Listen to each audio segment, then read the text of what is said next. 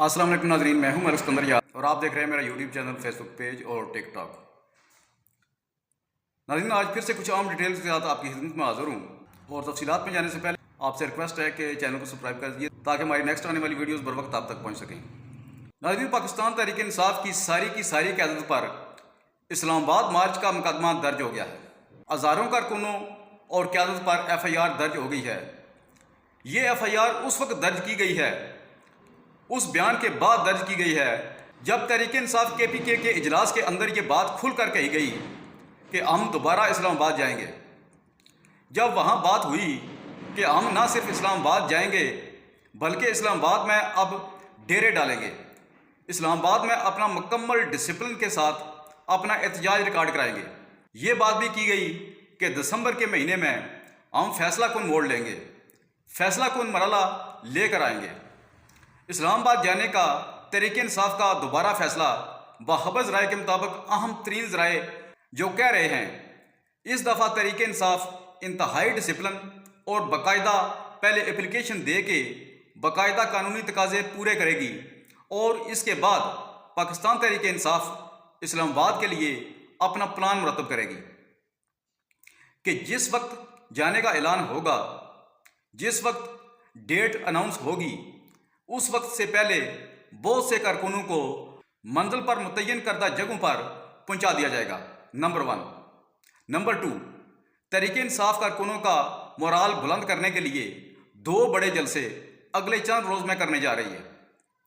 चाहे वो जलसे KPK में हूँ, चाहे वो जलसे किसी और सूबे में हूँ, लेकिन ये फैसला हो गया है कि वो ये जलसे करने जा रहे हैं ताकि अपनी सियासी ताकत का ना सिर्फ मुजाहरा कर सकें बल्कि अपनी सियासी ताकत को दिखा भी सकें और ये साबित भी कर सकें कि हम पाकिस्तान की सबसे बड़ी सियासी जमात हैं।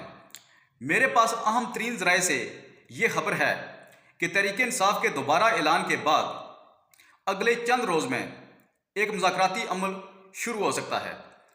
ज़राए कहते हैं कि मुज़ाकराती अमल के हवाले से बाकायदा हुकूमत के अंदर ये बात चल रही है कि अगर अब हमने मुज़ाकरात ना किए और अब अगर हमने मुज़ाकरात को ख़त्म करने की कोशिश की तो ये हुकूमत के लिए हाई सियासी तौर पर, अखलाकी तौर पर और इंतज़ामी तौर पर इंतहाई खराबी का बायस बनेगा। नाज़रीन, बड़े अहम ज़राए से ये भी पता चला है कि एक बाकायदा जो कैंपेन तहरीक इंसाफ के ख़िलाफ़ लॉन्च की गई है उसका मकसद एक ही है कि किसी तरीके से तहरीक इंसाफ को बैक फुट पर ले जाया जाए। लेकिन तहरीक इंसाफ बैक फुट पर जाने की बजाय तहरीक इंसाफ बिल्कुल फ्रंट फुट पर है। नाज़रीन, मेरे अहम तरीन ज़राए से ये भी खबर मौजूद है कि तहरीक इंसाफ एक बड़ा इज्तिमा जिसमें सिर्फ पूरे मुल्क से तहरीक इंसाफ के ओहदेदारान शरीक होंगे वो करने जा रही है और इस इज्तिमा में अगला लायामल फाइनल किया जाएगा। एक और ब्रेकिंग न्यूज़ है और वो ब्रेकिंग न्यूज़ ये है कि बानी तहरीक इंसाफ ने इनकार कर दिया है। किस बात से? इतला ये है कि बानी तहरीक इंसाफ को तैयार किया जा रहा था, उन्हें कहा जा रहा था कि जनाब आप एक वीडियो पैगाम जारी करें जिसमें आप वाज़ह तौर पर यह कहें कि मैंने संज्ञानी के मुकाम पर रुकने का कहा था, ये किसके कहने पर आप D चौक आए हैं और इसके जो जिम्मेदारान हैं मैं उनके खिलाफ पार्टी के अंदर एक्शन करूंगा। सुनने में आया है कि बानी तहरीक इंसाफ ने कहा है कि जब तक मुझे हालात का पता नहीं चलता, जब तक मेरी मुलाकात नहीं होती, उस वक्त तक हालात सामने आने तक ना कोई ऐसी बात है और ना ही कभी अगर हालात सामने आ भी जाते हैं तो मैं किसी सूरत में भी ऐसा बयान जारी नहीं करूंगा, किसी सूरत में भी मैं ऐसी वीडियो रिकॉर्डिंग नहीं करूंगा। तो बानी तहरीक इंसाफ ने वाज़ह तौर पर ना सिर्फ इनकार कर दिया है बल्कि उन्होंने ये कह दिया है कि अब मैं एक सख्त फैसला लेने जा रहा हूं और ये सख्त फैसला बहुत से हालात को तब्दील कर देगा। नाज़रीन, एक और आम खबर आपको देता चलूं कि पाकिस्तान तहरीक इंसाफ के सेक्रेटरी जनरल सलमान अकरम राजा का इस्तीफ़ा वापस हो गया है।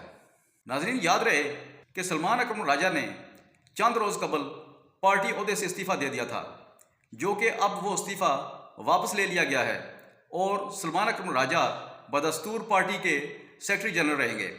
इसी तरह अहमद रज़ा का इस्तीफ़ा भी वापस हो रहा है। इसी तरह آنے والے دنوں میں آپ کو یہ چیز نظر آئے گی کہ وہ ساری پلاننگ، ایک باقاعدہ پلاننگ کے تحت یہ سب کچھ کیا جا رہا تھا کہ تحریک انصاف کے عہدیداران کے خلاف ایک محاذ آرائی ہو اور وہ سب کچھ چھوڑ کر سائڈ پر ہو جائیں، جس سے تحریک انصاف اکیلی رہ جائے۔